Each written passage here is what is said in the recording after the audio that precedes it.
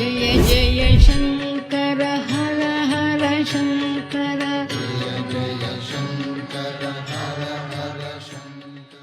அனைவருக்கும் அன்பு வணக்கம். மீண்டும் உங்கள் அனைவரையும் உங்கள் பிரசித்தி பெற்ற தரிசனம் டிஜிட்டல் வாயிலாக எங்கள் தொழில்நுட்ப கலைஞர்களோடு சந்திப்பதில் மகிழ்ச்சி அடைகின்றேன். அன்புக்குரிய நேயர்களே, நாம் செல்லும் இடமெல்லாம் நம்முடைய பெரியவா தரிசனம் குறித்து பேசுகின்றீர்கள். நமக்கு மற்றற்ற மகிழ்ச்சியாக தெரிகிறது.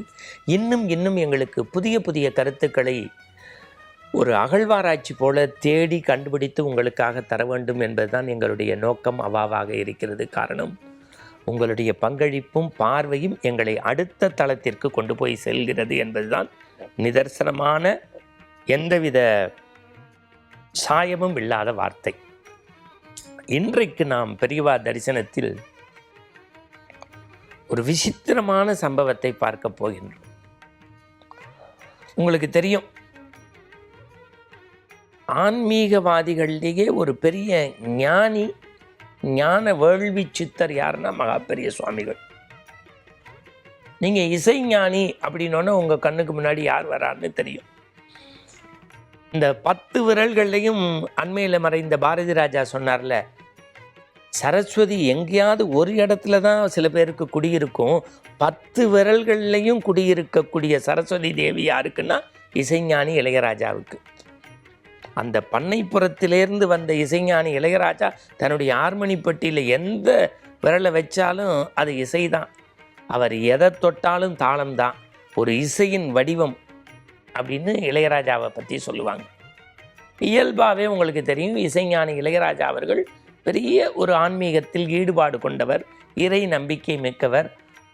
அவர் போகாத திருக்கோயில்கள் இல்லை, தாய் மூகாம்பிகை, திருவண்ணாமலை, இப்படி ஒரு அடிக்கடி பயணப்பட்டு ரமண மகரிஷி ஆசிரமம், இன்னும் சொல்லப்போனால் கரூரில் இருக்கக்கூடிய, நெரூரில் இருக்கக்கூடிய சதாசிவ பிரம்மேந்திர ஆசிரமம், இப்படி தேடி நாடி ஓடி பார்க்கக்கூடிய இடத்திற்கு சொந்தக்காரர் நம்முடைய இசைஞானி இளையராஜா. இன்றைக்கு நாம் இசைஞானியும் ஆன்மீக ஞானியும் சந்தித்த ஒரு சந்திப்பை பற்றி பேச போகிறேன். ரொம்ப வியப்பாக இருக்குல்ல உங்களுக்கு? எனக்கே ரொம்ப ஆர்வமாக இருந்தது இந்த விஷயங்களை ஒரு முக்கியமான மனிதர்கிட்ட கேட்டு தெரிஞ்சுக்கும் போது. ரொம்ப பொதுவாகவே நமக்கு தெரியும், மகாபெரிய சுவாமிகள் மீது பக்தி கொண்டவர் எம்எஸ் அம்மா, சாக்ஸஃபோன் கதிரி கோபால்நாத், விக்கு விநாயகராம், அப்படி டிஎம்எஸ்லாம் அவரை பார்த்துட்டாலே அப்படியே கண்ண மூடி பாட ஆரம்பிச்சுடுவாங்களாம். திரைத்துறையினர், பெரிய மருத்துவர்கள், வழக்கறிஞர்கள், புலவர்கள், அவர் மீது பக்தி செலுத்தாத மனிதர்களே இல்லைன்னு சொல்லலாம். அப்பேற்பட்ட ஒரு அன்புக்கு பாத்திரமானவர் மகாபெரிய சுவாமிகள். இன்றைக்கு நாம் சொல்லக்கூடிய இந்த செய்தி நீங்கள் அப்படியே உங்கள் உள்ளத்தில் பதிச்சு வச்சுக்கணும். 2014, என் நினைவு சரியாக இருக்குன்னா கிட்டத்தட்ட எவ்வளோ வருஷத்துக்கு முன்னாடி பாருங்கள், 2014 நம்ம இசைஞானி இளையராஜா பண்ணைப்புறத்திலிருந்து தங்கள் வந்து நம்முடைய இதயத்தை எல்லாம் அப்படியே கொள்ளையடித்த அந்த மனிதரே ஒரு நேர்காணலில் இதை பதிவு செஞ்சுருக்கார். உங்களுக்கு ஸ்ரீரங்கத்தை பற்றி ஒரு இன்ட்ரோ கொடுக்கணும். பூலோக வைகுந்தம்னு பேர். 108 திவ்ய தேசங்களில் ராப்பத்து பகல் 10 பார்த்து சொர்க்கவாசல் திறக்கக்கூடிய, நாராயணனுடைய நாமம் நாடெல்லாம் சொல்லக்கூடிய மண் ஸ்ரீரங்கம். ஸ்ரீரங்கத்தில் பிறப்பதும், ரங்கனை பார்ப்பதும், ரங்கனை சேவிப்பதும், ரங்கனுடைய அருள் பிரசாதம் உண்ணுவதும் வைணவ பெருமக்கள் தங்களுடைய வாழ்வியல் திண்ணமாக நினைக்கக்கூடிய இடம் ஸ்ரீரங்கம். இந்த ஸ்ரீரங்கத்து மேலே பெரிய ஈடுபாடு கொண்டவர் நம்முடைய இசைஞானி இளையராஜா. இது அப்படியே வச்சுங்க. இப்போ 2-3 செய்தி இதுக்குள்ளே கலந்து வரும், கொஞ்சம் ரொம்ப நுட்பமாக இதை உள்வாங்கிக்கணும். மகாபெரிய சுவாமிகள் அவருடைய மடம் ஸ்டைல் வேறு, ஸ்ரீமடம் நம்முடைய ஜிஆர் சுவாமிகளுடைய கட்டுப்பாட்டில் இருக்கக்கூடிய இந்த வைணவ மடங்களுடைய ஸ்டைல் வேறு. பூலோக வைகுந்தம்னு சொல்லக்கூடிய ஸ்ரீரங்கத்து ரங்கனுக்கு குடமுழுக்குக்கு ஏற்பாடு பண்ணிட்டாங்க. குடமுழுக்குக்கு இது ஏதோ நான் சொல்கிற விஷயம் இல்லைங்க. 2014 நேர்காணலில் இசைஞானி இளையராஜா அப்படி இந்த தும்பப்பூ மாதிரி வெள்ளை வெட்டி சட்டையை கட்டி திருநீர் வச்சு அவருடைய ஜெகம் நீ ஜனனி கேட்டால் நம்ம இதயம் அப்படியே இப்படி லயிச்சு போகுமோ அப்படி கண்ணீர் மல்க நேர்காணலில் இந்த பேட்டியில் அவர் சொல்கிறாரு. இது அவரோடு அணுகிருந்த ஒரு அன்பர் எனக்கு சொல்லி நான் பதிவு செய்துக்கிட்டது. ஸ்ரீரங்கம் கோவிலுக்கு எல்லா ஏற்பாடுகளும் நடக்கிறது குடமுழுக்குக்கு. பொதுவாக இது போன்ற ஆலயங்களுக்கு ஒரு மடாதிபதி இன்னொரு மடாதிபதிகளுக்கு உதவுவது என்பது மரபு. நம்ம வணங்குறோம்ல, பூஜாய ராகவேந்திராய சத்ய தர்மரஜாயஷ பததாம் கல்பவருஷாய நமதாம் காமதேனுவேன்னு சொன்னோன்னே உங்களுக்கெல்லாம் மந்திராலயம் ஞாபகம் வரும். ராகவேந்திரா உங்கள் கண்ணு முன்னாடி நினைப்பீங்க. அப்படி மந்திராலய மடம் ஸ்ரீரங்கத்தினுடைய ஒரு நிலையை உடச்சி உண்மையை சொல்கிறேனே, அந்த காலத்தில் அந்த கோபுரங்களை செப்பனிட்டு எல்லாம் பண்ணுறதுக்கு 22 லட்சம் ரூபாய். 22 லட்சம் ரூபாய் ஒரு பார்ட்டை, ஒவ்வொரு நிலையாக இருக்கும்ல. ஆறாவது நிலை ஸ்ரீரங்கம் கோபுரம் கட்டுறதுக்கு 8 லட்சம் ரூபா பட்ஜெட். இது எப்போ நடந்திருக்கும்னு நீங்கள் கற்பனை பண்ணிக்கோங்க. இதை மந்திராலயம் ஏற்றுக்கிறதா திட்டமிடப்பட்டாச்சு.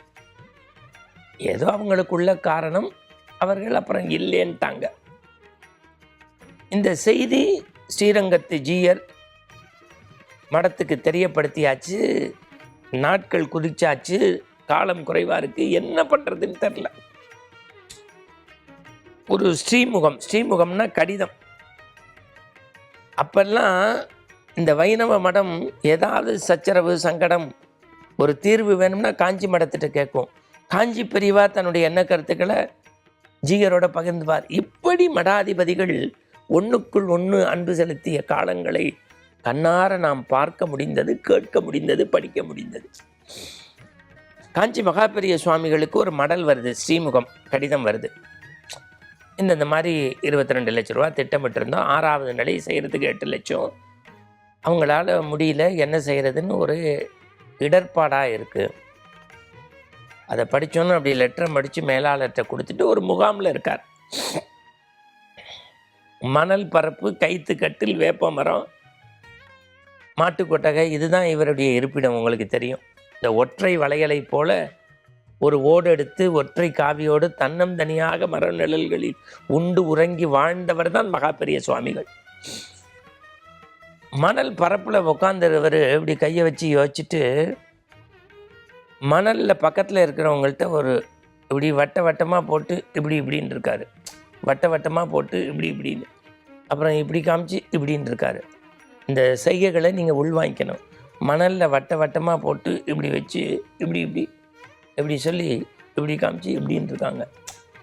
சினிமா துறையை சார்ந்த ஒவ்வொரு பேராக சொல்லிகிட்டே வந்தவங்க இளையராஜான்னு சொல்லிட்டாங்க. அதுதான்ட்டு பெரியவா உள்ளே போயிட்டார். அப்படின்னா என்ன அர்த்தம்? இந்த காரியத்தை போய் இளையராஜாட்ட சொல்லுங்கன்னு. உடனே மறுநாள் காலில் சென்னையில் இருக்கக்கூடிய புகழ் வாய்ந்த ஒரு இசைக்கூடத்தில் இளையராஜா ஒரு திரைப்பட வேலைக்காக உள்ளே போகிறாரு. வந்தவங்க பிரசாதத்தை கொடுத்தோன்னு இது சொன்னோன்னே அப்படியே தாரையாக கண்ணீர் விட்டுட்டு சொன்னாராம், 6வது நிலை 8 லட்சம், என்ன 22 லட்சத்தையும் நான் கொடுத்துட்றேன். ஏன்னா இது ஏன் பணம் இல்லை, பெரியவா போட்ட பிச்சை, அவர் உத்தரவு அப்படின்னு சொல்லி கொடுத்தது மட்டுமில்ல, அதற்கப்புறம் பெரியவாளை போய் பார்த்து அந்த சாமகான வினோதினின்னு, என்னது சாமகான வினோதின்னு செம்பை வைத்தியநாத பாகவதருடைய பாடலை கண்மூடி பாடி அழுது அப்படியே பெருமாளையே நினச்சி பெரியவரை சேவித்த போது பெரியவர் சொன்ன ஒத்த வாக்கியம், நீ பெரிய பாக்கியவான்டா, பெரிய பாக்கியவான். தன்னுடைய நன்றியை எப்படி சொல்கிறார் பாருங்கள் பெரியவா. அப்போ பெரியவாக்கும் இசைஞானிக்கும் உள்ள தொடர்பு, ஸ்ரீரங்கம் கோவிலுக்கு இசைஞானி செய்த தர்மம், அதை செஞ்சுட்டும் கடவுளே மனித ரூபத்தில் இருக்கேன்னு பெரியவாளுக்கு முன்னாடி நம்பி சாமகான வினோதினி பாடியது, இதையெல்லாம் பார்க்கும்போது பெரியவா ஒரு விசித்திர வாழ்க்கை இந்த மண்ணுலகத்தில் வாழ்ந்திருக்கா. அவருடைய தரிசனத்துக்கு 1000 கண்கள் ஏங்கி இருக்கு. அந்த தரிசனத்தை தான் பெரியவா தரிசனம்னு இந்த நம்ம தரிசனம் டிஜிட்டலில் தரோம். பாருங்கள், பலருக்கும் பரப்புங்க. மீண்டும் நாளை சந்திப்போம். ஜெய் ஜெய் சங்கரா. ஜெய சங்கர ஹர ஹர சங்கர.